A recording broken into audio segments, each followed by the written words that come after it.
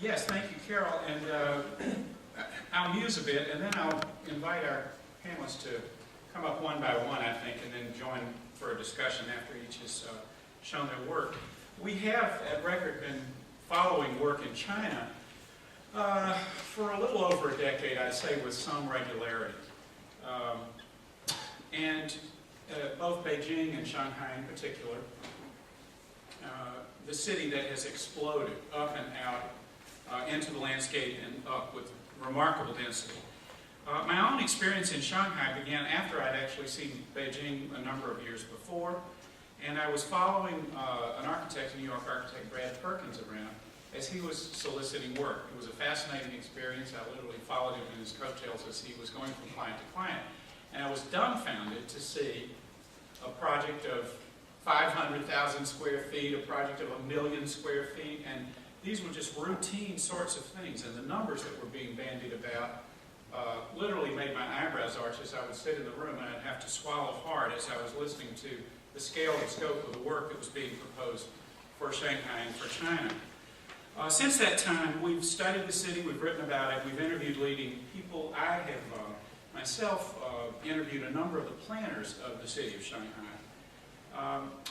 And what I saw, what I found, in discussing this with the planners, who were an extremely bright group of people, was that it's a centrifugal city. It's a city that is both centered on a nucleus and then is spreading out in a circular pattern, in a radial pattern, ultimately of 9 outlying cities from the core. These 9 ring cities are now accepting parts of the population of the densest part of the core of the city. I rarely remember statistics, but I remember being dumbfounded in my conversations with one of the planners who told me late one evening about this time as the sun was setting, he said, and you know, we have building permits on file signed to be constructed for 1,900 tall buildings. And that is an extreme number of tall buildings in any given place. Their definition of tall buildings is about 14 stories, but nevertheless, 1,900 exceeds the stock of most major metropolitan areas. Since that time, we've moved to Shanghai, as Carol mentioned. We have offices just off Nanjing Lu, near the Portemon Hotel, and the city has continued to grow under our feet. Part of what continues to draw all of us there, in addition to just the vibrancy of the city, which is remarkable and has been noted by a generation of writers, is just the sense of authenticity in this rather new place itself.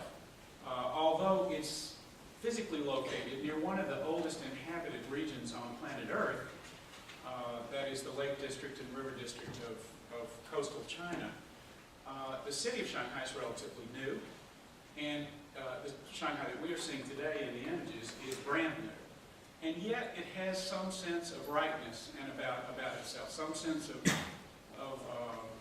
an extraordinary character and personality and knowledge that we are able to ascertain by a single visit. And most visitors experience this, I think.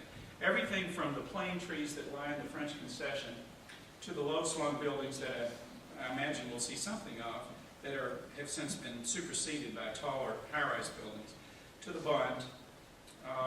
The city is very much about movement and light in a way that other cities could only hope for, with the river curving in an arc right around the core of the city. Initially, the towers that we watched going up were copycats.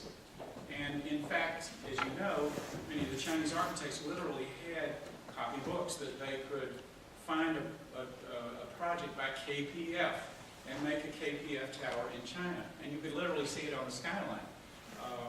So I would say that the earliest generation of those towers were things that we all sort of, well, we didn't, let's say they were frivolous. We didn't pay too much attention, although they were tall buildings. But that is no longer true. The projects are, in many cases, extremely sophisticated. And now it has a collection of some of the finest tall buildings and buildings in the world.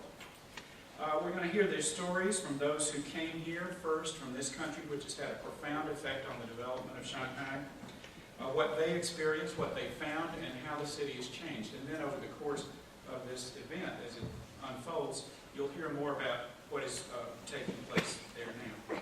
So first, we'll hear from Bruce Fowle, FAIA, and he's the senior partner at FXFOWLE. Bruce Fowle co-founded FXFOWLE in '78.